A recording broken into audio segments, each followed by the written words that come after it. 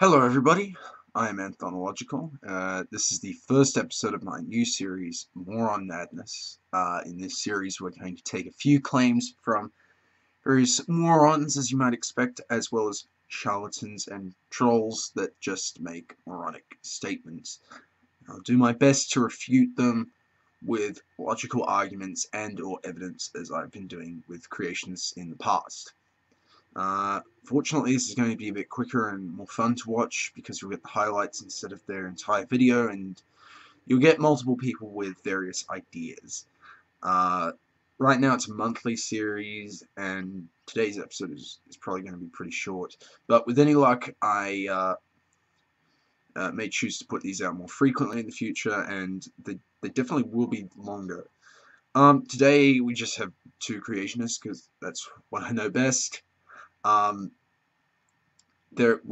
We're probably going to be getting away from that in the future. I know, you know, Anita Sarkeesian put a new video out. There's the whole Kim Davis thing going on, so yeah, I might talk about stuff like that.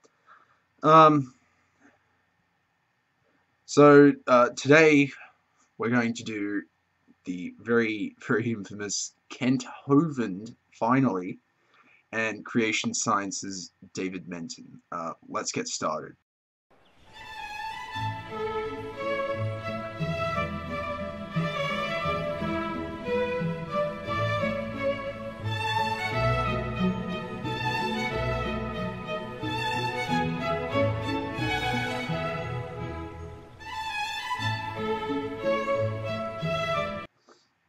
So Kent Hovind got out of prison recently, and he's been putting out these vlogs, Q&As, stuff like that out constantly. He hasn't said too much that, you know, I felt like talking about, but I sifted through it a bit. I found this interesting video on ERVs, dressing modestly, washing feet, and tongues, as in like speaking in tongues.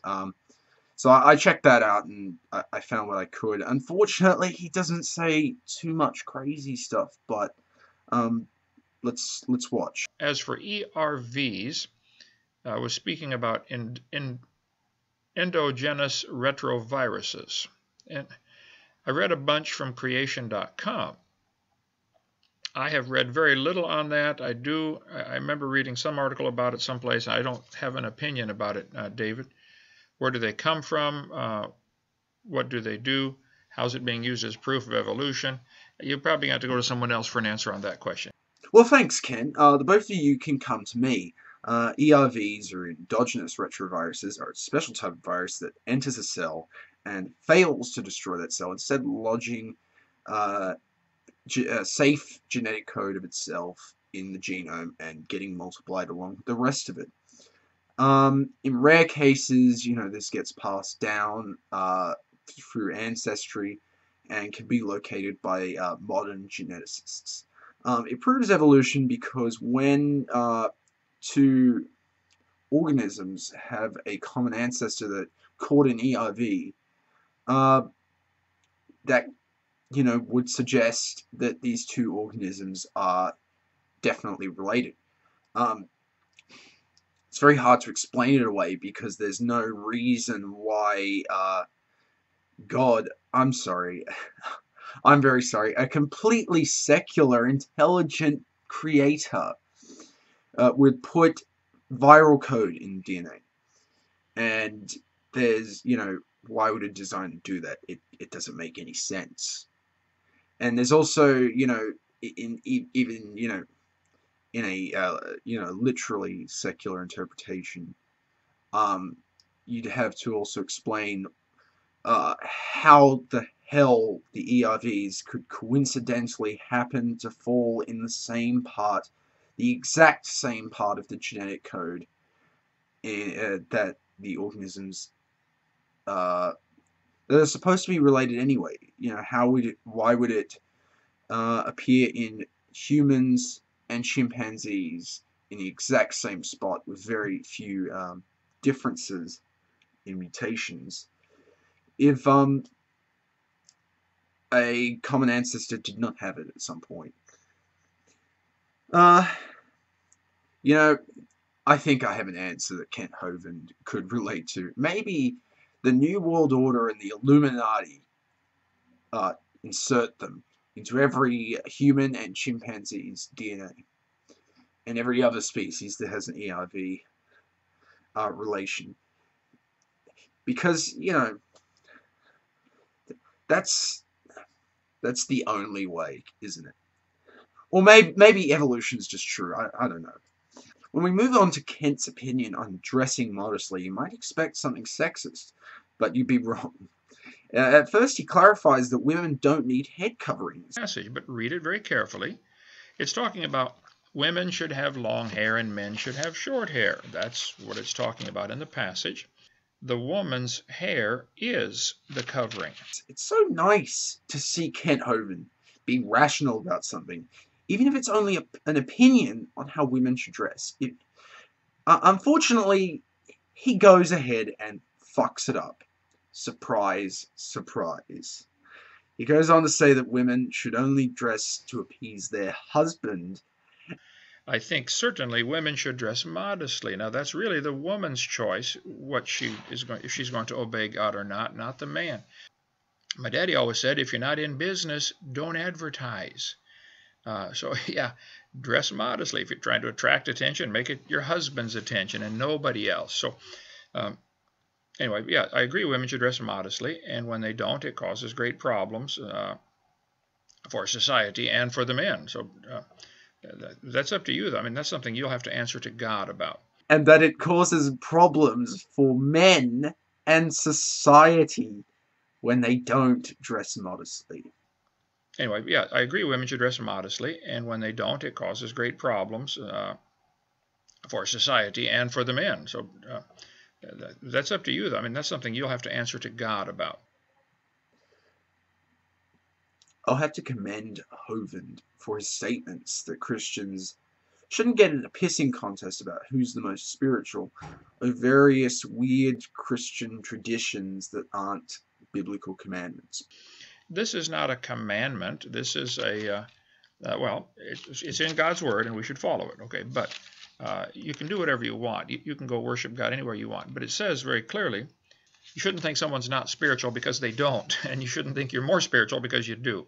But I think that's immediately cancelled by his tax fraud, his regular fraud, his sexist attitude towards women, his ridiculous attitude towards men having long hair. And a man should have, if it says it's a shame for a man to have long hair, not a sin, just it says it's a shame. When I got saved, I started reading my Bible, and I came across that verse after a few months. I said, whoa, I better get a haircut. I've had it cut like this ever since. Not to mention his inability to comment on evolutionary biology at all, despite having had plenty of time to read up in prison and since his release. Seriously, he is dumber than before he went to prison. Oh well.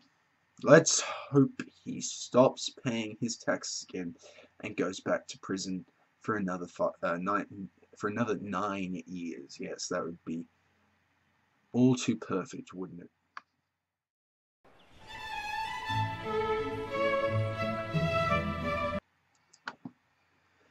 Now here's David Menton, a creation scientist who has something to say on the question of whether humans evolved from, quote, ape-like creatures.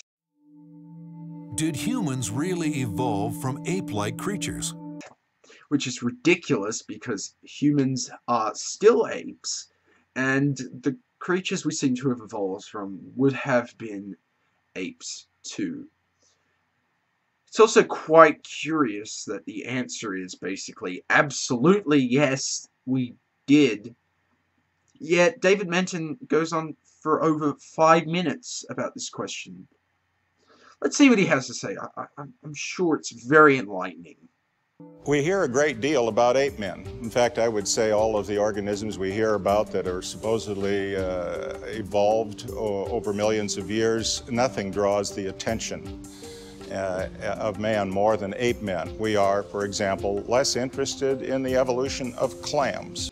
He first says that nothing draws people's attention to evolution more than human evolution, and that it's not as interesting to us as clam evolution, which might be true for lay people like Menton and his creationist idiot followers, but not necessarily the case for actual scientists and biologists. So that really catches the attention of a lot of people, particularly a lot of young people in our schools. Oh, no. People in schools learn about evolution? Oh, no. Think of the children. Just think of the children. David, we have to save the children. The children must not ever learn about evolution, damn it. And I think it's quite clear from Scripture that God didn't make any ape men. Then why are there ape men in the goddamn ground being dug up to this day? Oh, that's right. The devil put them there, and the arrogant evolutionist scientists forged them like they forged Piltdown Man, which went on to be dismissed by many of the evolutionary and anthropological scientists who examined it and confirmed that it was indeed a fake. Yeah, that's how it happened. Yeah. It's evolutionists then that create, if you will, in their minds, the ape men. And how do they do this? I submit there's really only three ways to make an ape man. One would be when they find apes in the fossil record, and indeed they are there, they could take some of these apes and sort of upscale them. You know what, David? That's exactly how they do it. They just upscale them. Just like how an Xbox One renders a game in 900p and upscales it to 1080p. The scientists take the non-human ape fossil, they send it to Microsoft's Illuminati tech department, put it in a giant Xbox One, which upscales it, and boom, prehistoric hominid fossil.